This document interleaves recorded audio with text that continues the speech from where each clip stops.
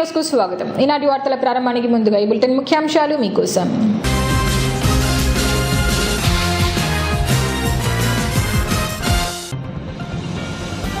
దివంగత ఆలగడ్డ ఎమ్మెల్యే శోభా నాగిరెడ్డికి నివాళులర్పించిన కుటుంబ సభ్యులు.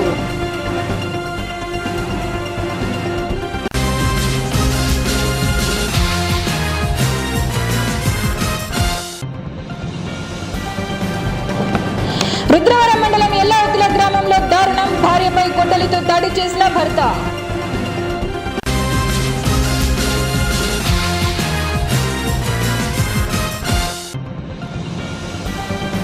అంగన్వాడీ టీచర్లతో సమావేశం నిర్వహించిన ఎంఈఓ బ్రహ్మం నాయక్.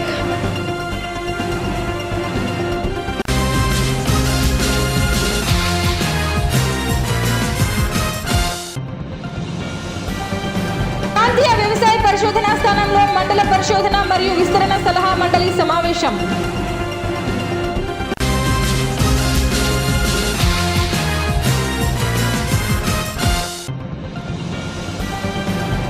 జీవీఆర్ అభ్యుదయ స్కూల్ పై చర్యలు తీసుకోవాలన్న ఏఎస్ఎఫ్ నంద్యాల డివిజన్ కార్యదర్శి వినోద్ కుమార్.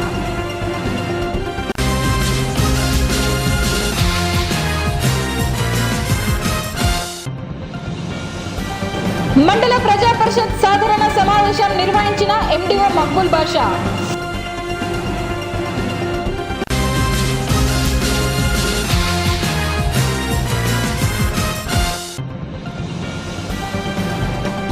బడి ఈడు పిల్లలు తప్పనిసరిగా బడిలో ఉండాలన్న ఎంఈఓ బ్రహ్మం నాయక్. దివంగత ఆళ్లగడ్డ ఎమ్మెల్యే శోభా నాగిరెడ్డి వర్ధంతి సందర్భంగా భూమా కుటుంబ సభ్యులు, నాయకులు ఘనంగా నివాళులర్పించారు.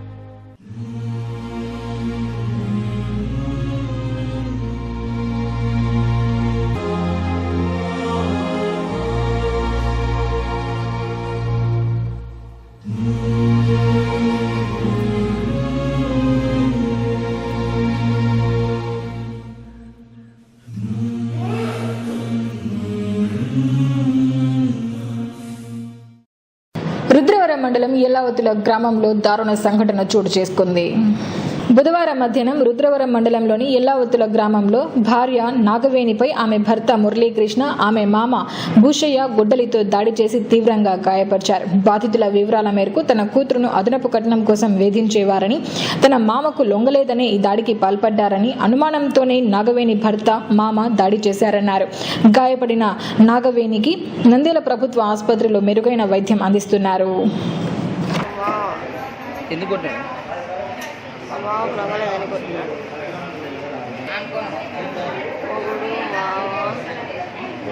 కూర్చొని 2 గొడ్డలు తీసుకొని నరికారు. మా మరిది ఫోన్ చేసి చెప్తుంటే కొట్టినారు. లొంగలేదని కొట్టినారు. వాళ్ళకు లొంగలేదని కొట్టినారు. సార్ నా పాప మీద ఎప్పుడు అనుమానం అవ్వదు.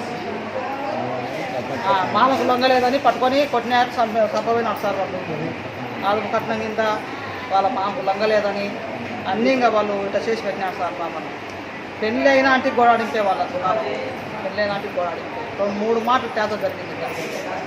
వాడు మొగుడు ముడ్డి, వాడు అసలైన ముడ్డిగాడు. వాడు ఇలాంటి నా బిడ్డకి ఈ గతి పట్టించాల్సిన అవసరం లేదు. సర్దుకొని పోయేటోళ్ళు కాదు సార్. మైదుకూరు స్టేషన్ జరిగింది, దూరు స్టేషన్ జరిగింది, మళ్ళీ కర్నూలు, అవన్నీ జరిగినాయి సార్, చాలా జరిగినాయి.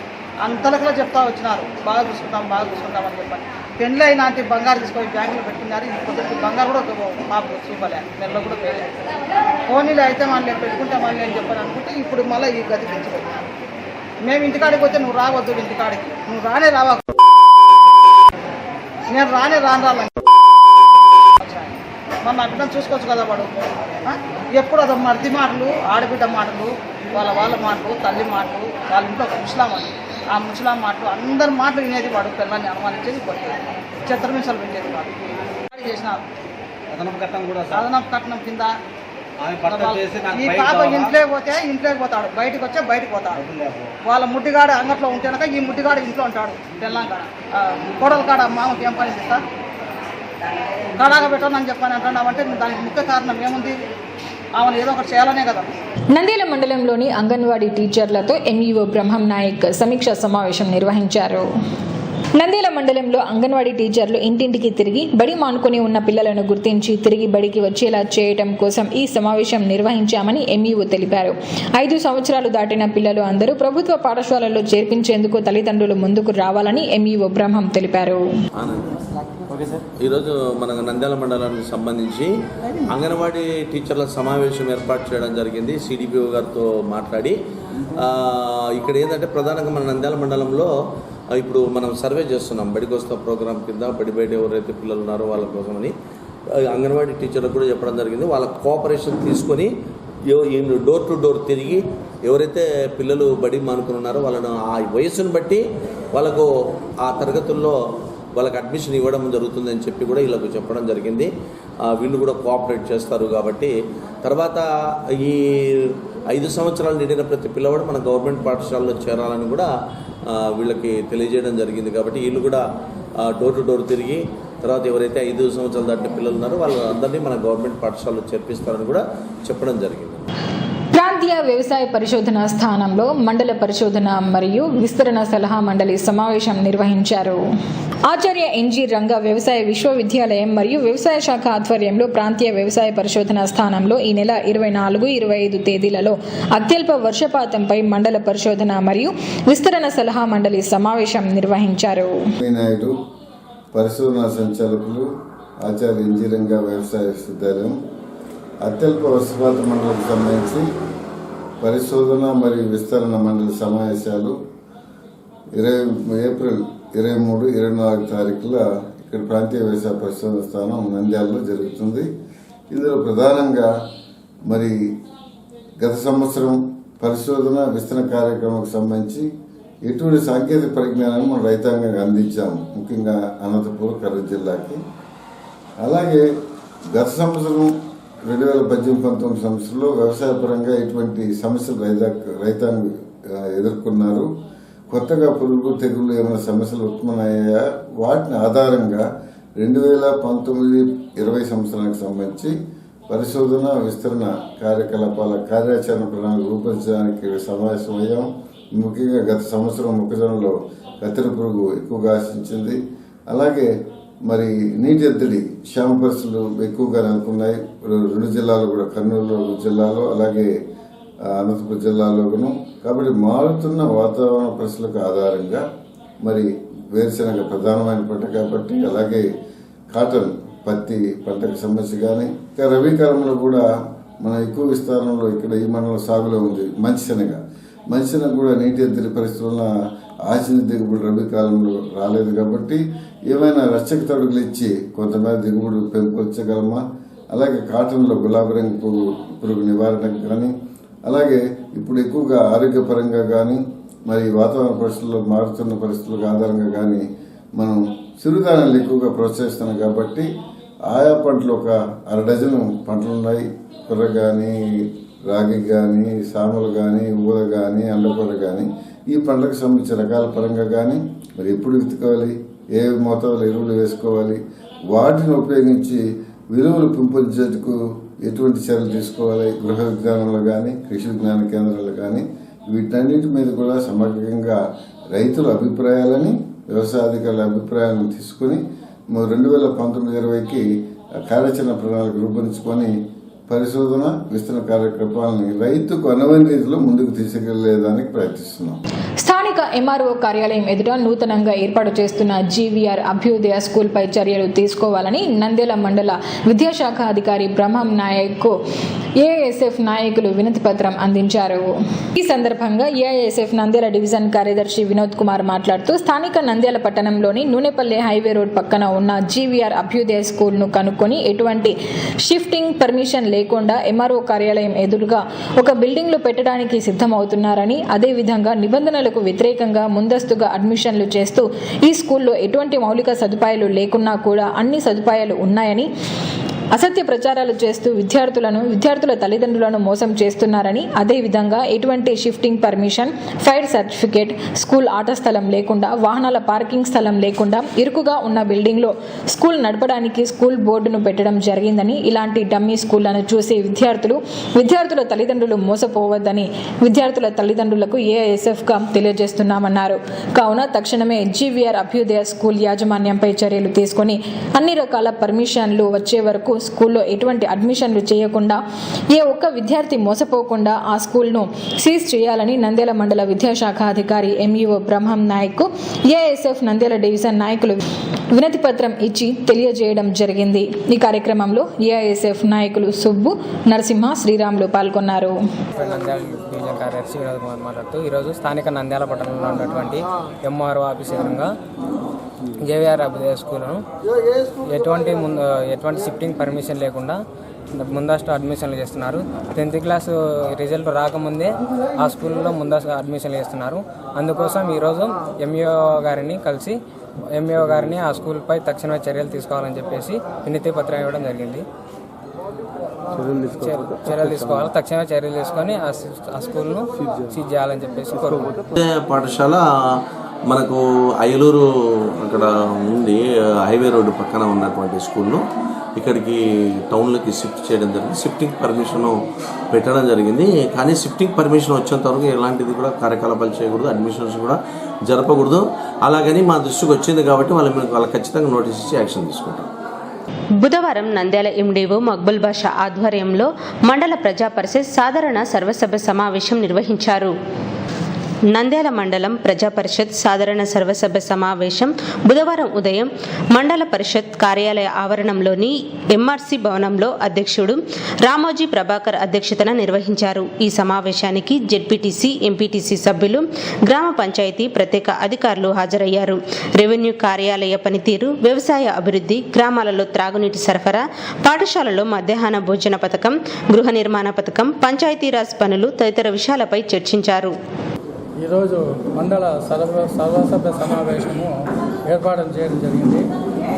ఎన్నికల ప్రవర్తన నియమాలు ఉన్నది కాబట్టి మనం ఈ సమావేశం నందు ఎటువంటి తీర్మానాలు చేయము. ఇప్పుడు ఉండే వివిధ శాఖల గురించి సమీక్షా సమావేశం చేసి ఆ సమస్యలు ఏదైనా ఉంటే అధికారుల దృష్టికి తీసుకొచ్చి ఆ సమస్యలను పరిష్కరిస్తామని తెలియజేస్తున్నాము. రాని అధికారులపైన మెమోలు పంపిస్తాము, దాని గురించి చర్యలు తీసుకుంటాం. మెయిన్ అంశాలు మనకు అంటే అజెండాలో వచ్చేసి వివిధ శాఖల అజెండాలు 13 ఉన్నాయి. దాని గురించి మనం అంతా వచ్చిన వాళ్ళతో అంతా డిస్కస్ చేస్తాము. దాని వాళ్ళకు కూడా అది వాళ్ళకు మెమోలు ఇవ్వడం జరుగుతుంది. తర్వాత వచ్చేసి మెయిన్ డ్రింకింగ్ వాటర్ సంబంధించి మన నంద్యాల మండలంలో ఇంతవరకు మనకు ఆ సమస్యలు రాకుండా మనము పేమెంట్ కమిటీ మరియు మన మండల స్పెషల్ ఆఫీసర్ల ద్వారా, పంచాయతీ సెక్రటరీ ద్వారా, తర్వాత మన గ్రామ పెద్దలు వారితో సహాయ సహకారాలు తీసుకొని ఇంతవరకు అయితే మనము చేసుకొని పోతున్నాము.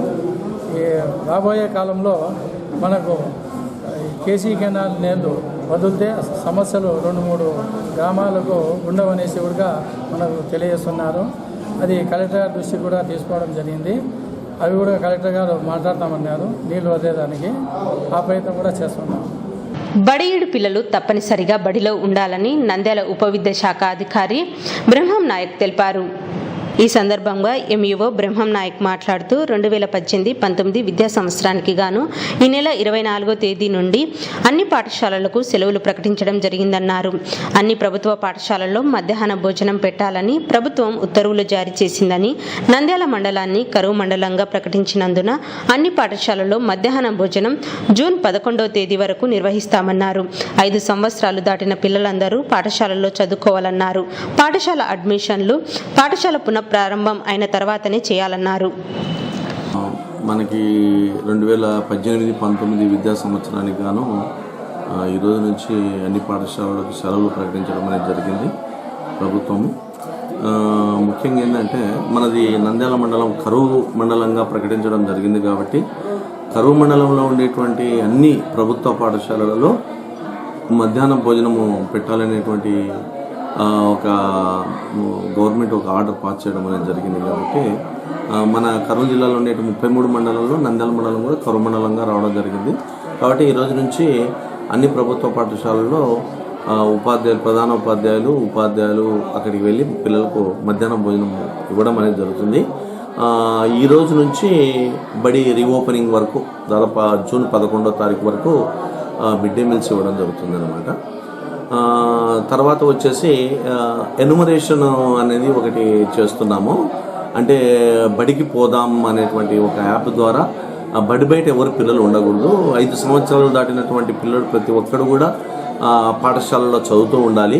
బడి బయట ఎవరు ఉండకూడదు. వివిధ కారణాలు ఏవైనా ఉన్నప్పటికీ కూడా తల్లిదండ్రులు ఎలాగైనా తమ పిల్లల్ని చదివించుకోవాలనేటువంటి ప్రభుత్వం, ఎందుకంటే అనేక రకాలైనటువంటి సదుపాయాలు కల్పిస్తుంది. ఈనాడు చూస్తే 2 జతల యూనిఫామ్స్, నెక్స్ట్ 3 జతలు కూడా వచ్చే అవకాశం ఉంది. తర్వాత మధ్యాహ్న భోజన పథకం అయితేనేమి, టెక్స్ట్ బుక్లు అయితేనేమి, తర్వాత బడికొస్తా ప్రోగ్రాం కింద అమ్మాయిలకి 8-9 తరగతుల అమ్మాయిలకి సైకిళ్ళు కూడా మంజూరు చేయడం అనేది జరిగింది. తర్వాత ఎస్సీ, ఎస్టీ, బీసీ, ముస్లిం మైనార్టీ పిల్లలకు కూడా ప్రభుత్వం స్కాలర్షిప్లు ఇచ్చి వాళ్ళను బడికి వచ్చేటట్టుగా ప్రోత్సహించడం అనేది జరుగుతుంది. కాబట్టి ఆ తల్లిదండ్రులందరూ గమనించాలి. ఎందుకంటే పిల్లలను వాళ్ళ భవిష్యత్తు సక్రమంగా ఉండాలి, బాగా చదువుకోవాలి, ఉన్నతమైన స్థితిలోకి రావాలంటే పిల్లలు ఖచ్చితంగా రోజు బడికి వచ్చేటట్టుగా చూసుకోవాల్సినటువంటి బాధ్యత ఉంది. తర్వాత ఈ సమ్మర్, ఈ వెకేషన్లో, ఈ వేసవి సెలవులలో ఎక్కడ కూడా పాఠశాలలు నిర్వహించకూడదు. ఇక్కడ ప్రభుత్వ పాఠశాలలో మనము కరువు మండలం కింద భోజనం పెట్టి పంపించేస్తున్నాం, అంతేగాని ఎలాంటి బడులు నిర్వహించడం అనేది జరగదు. కానీ ప్రైవేట్ పాఠశాలలు కానీ ఏ పాఠశాల అయినా కానీ ఈ వేసవి సెలవుల్లో బడులు నడపడానికి వీల్లేదు. తర్వాత అడ్మిషన్స్ కూడా జూన్ మాసంలోనే చేసుకోవాలి. బడి తెరిచిన తర్వాత మాత్రమే అడ్మిషన్స్ చేసుకోవాలి. కానీ అనవసరంగా ఇప్పుడు ఇబ్బంది పెట్టడం అనేది జరగకూడదు అని నేను ఈ మీడియా ద్వారా అందరికీ తెలియజేస్తున్నాను. తల్లిదండ్రులు కూడా ఈ విషయాన్ని గమనించాలని చెప్పి కూడా నేను కోరుకుంటున్నాను. కాబట్టి ఈ ఎన్యుమరేషన్ అంటే బడి బయట పిల్లలు ఎవరు ఉండకూడదు అనేటువంటి ఉద్దేశంతో మేము కొంతమంది సిఆర్పీలను అయితేనేమి, తర్వాత కస్తూర్బా స్కూల్ టీచర్లు అయితేనేమి, తర్వాత పిఆర్టీలను అయితేనేమి, తర్వాత డిఎల్ఎంటీస్, ఇలా ఈ విధంగా 25 మంది మా స్టాఫ్తో, తర్వాత వచ్చేసి అంగన్వాడీ టీచర్లను కూడా మనం పంపడం అనేది జరుగుతుంది. వార్డుకు, తర్వాత విలేజ్లో కూడా పంపడం జరుగుతుంది. పిల్లవాడు ఖచ్చితంగా బడిలో ఉండాలి. ఏ పరిస్థితుల్లో కూడా పిల్లలు బడి మానుకోవడానికి వీలు లేదు, ఉండకూడదు అనేటువంటి ఉద్దేశంతో తల్లిదండ్రులు కూడా ఈ విషయాన్ని గమనించుకొని పిల్లలందరినీ బడికి పంపాలనేటువంటిది ప్రధానమైనటువంటి ఉద్దేశము. కాబట్టి ఈ విషయాన్ని గమనించాలని చెప్పి అందరికీ ఈ సందర్భంగా తెలియజేస్తున్నాను. వార్తలు ముగించే ముందు ముఖ్యాంశాలు మరోసారి.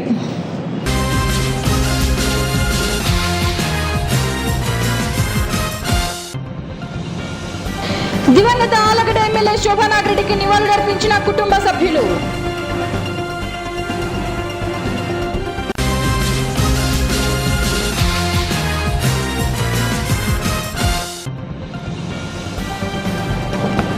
రుద్రవరం మండలం ఎల్లావతుల గ్రామంలో దారుణం, భార్యపై గొడ్డలితో దాడి చేసిన భర్త.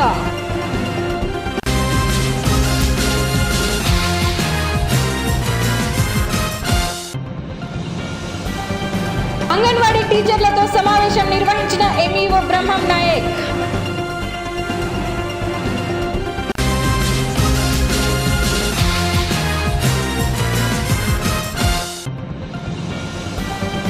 ప్రాంతీయ వ్యవసాయ పరిశోధనా స్థానంలో మండల పరిశోధన మరియు విస్తరణ సలహా మండలి సమావేశం.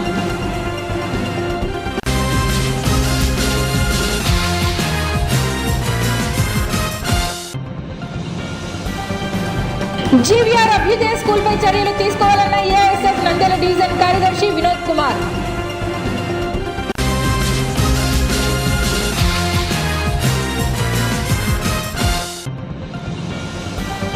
మండల ప్రజా పరిషత్ సాధారణ సమావేశం నిర్వహించిన ఎండిఓ మక్బుల్ బాషా.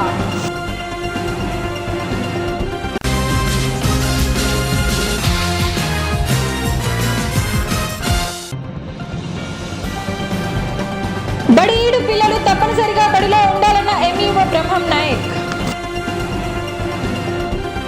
ఈ వార్తలు ఇంతటితో సమాప్తం. మరిన్ని అప్డేట్స్ కోసం చూస్తూనే ఉండండి ప్రజా టీవీ. ప్రశ్నించే హక్కు మీది, చూపించే సత్తా మాది. Voice is yours.